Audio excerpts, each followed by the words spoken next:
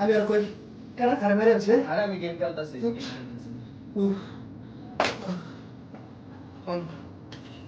game খেলা বাদ দে ঘুমা সরল অফিস আছে ঘুমাইতেছি আরে কত লালম পানি খাইছি সময় তো জানা এদিকে আমি একটু ঘুমাইতেছি আর তারা এবার কি গেম খেলা বড়া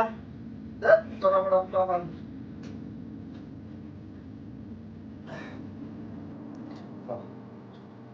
ঘুমাই পর মোবাইল তো এই এলাম দিছস alhamdulillah